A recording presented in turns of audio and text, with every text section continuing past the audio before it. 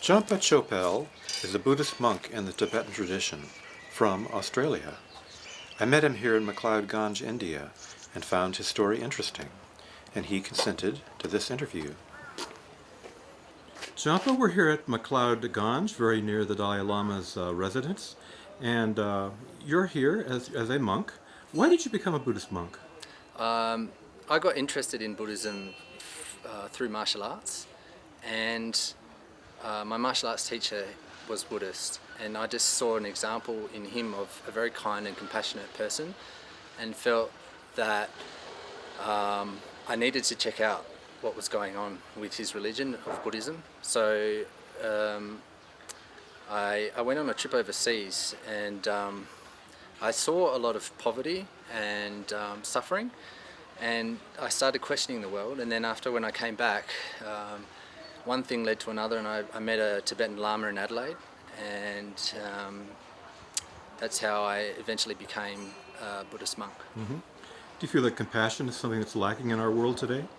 To some extent it is, and compassion is an incredible quality that can be developed, and in the world today there is so much suffering, war, and difficulty going on, and I feel that to be able to have just a small experience of compassion is something that is extremely worthwhile. And in the world today there's 1 billion people who have no religion whatsoever and no understanding of the benefits of compassion and ethics, and I feel just to be able to have some small sort of understanding of compassion and secular ethics is something that is highly valuable. Jampa, you just attended a seminar on quantum physics and its relationship to Buddhism, which the Dalai Lama attended. Mm-hmm. What most impressed you about that seminar? Well, the seminar presented quantum physics, and in quantum physics, what they've discovered is that nothing exists until it is measured, and this is kind of exactly the same position that we find in the high schools of Tibetan Buddhism, that there is no objective existence and there is only subjectivity. So this is quite amazing that experimentally we've come to the same conclusion in science as what we can find in the high schools and the highest teachings in Tibetan Buddhism, expounded by great philosophers like Nagarjuna and the Buddha. Mm-hmm.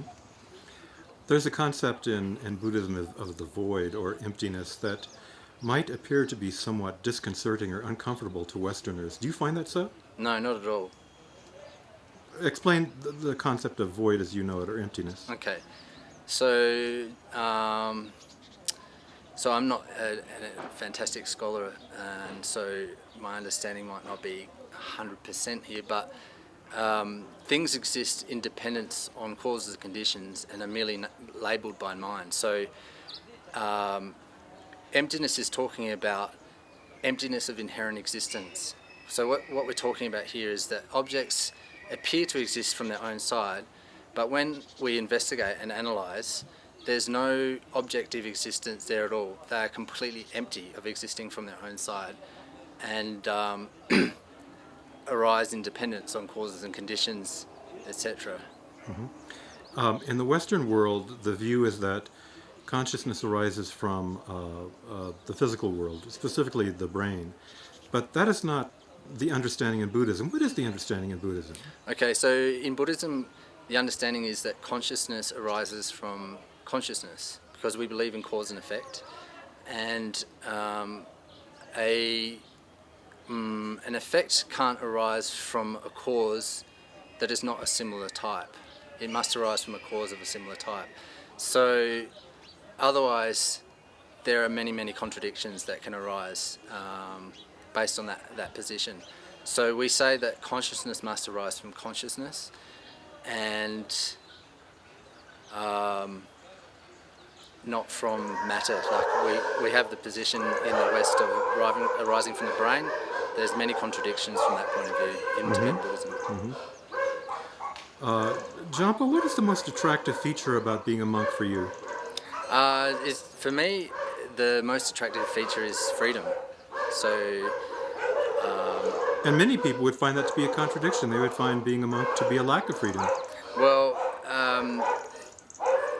you could say that, but I've got many friends in the West who have a lot of responsibilities, are tied down with family, jobs, commitments, etc. Have to work in order to survive, and this is not freedom. From my point of view, I think freedom as a monk is being able to have time to investigate the reality of one's existence, try to improve one's own condition through developing better and better states of mind, and to eventually try to, what do you say? Eventually try to become a being that can benefit others in a more extensive way. So this, I think, is freedom. Okay, Jampa, thank you so much. Thank you.